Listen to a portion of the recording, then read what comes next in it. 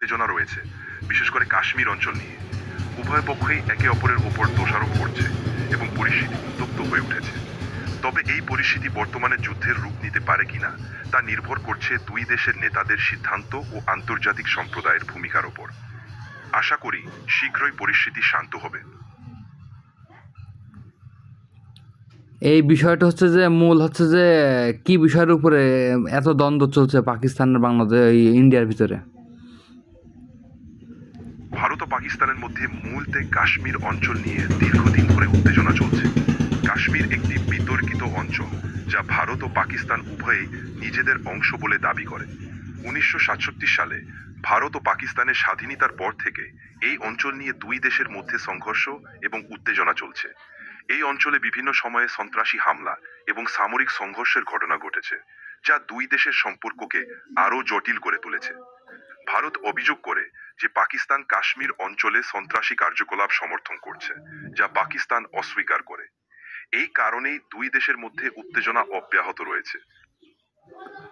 কাশ্মীরের মূল আয়তন, এই আয়তনটা কার আসলে, মূলত কাদের আয়তন? কাশ্মীরের মূল আয়তন নিয়ে পক্ষে বিপক্ষে অনেক মতামত রয়েছে। 1967 সালে ভারত ও পাকিস্তানের স্বাধীনতার পর কাশ্মীরের ভবিষ্যৎ নিয়ে দুই দেশের মধ্যে বিতর্ক শুরু হয়।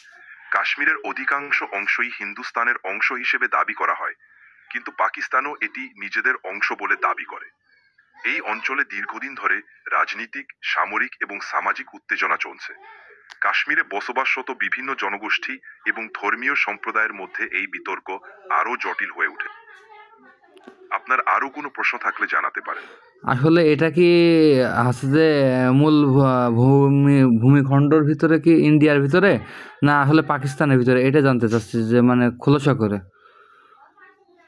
কাশ্মীরের ভৌগোলিক অবস্থান নির্ভর করে কোন অংশের কথা বলা হচ্ছে তার উপরে। কাশ্মীরের একটি বড় অংশ ভারত নিয়ন্ত্রণাধীন, যা জম্মু ও কাশ্মীর নামে পরিচিত। অন্যদিকে পাকিস্তানও কাশ্মীরের একটি অংশ নিয়ন্ত্রণ করে, যা আজাদ কাশ্মীর বা গিলগিত বাল্তিস্তান নামে পরিচিত। এই দুই অঞ্চলই কাশ্মীরের বিতর্কিত অংশ।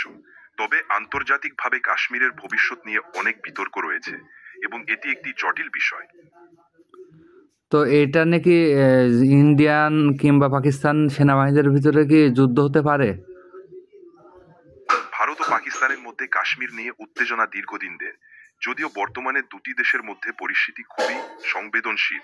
তবে সরাসরি যুদ্ধের সম্ভাবনা নির্ভর করে উভয় পক্ষের পদক্ষেপ এবং আন্তর্জাতিক সম্প্রদায়ের হস্তক্ষেপের উপর। বর্তমানে উভয় দেশের পক্ষে থেকেই শান্তি বজায় রাখার চেষ্টা চলছে।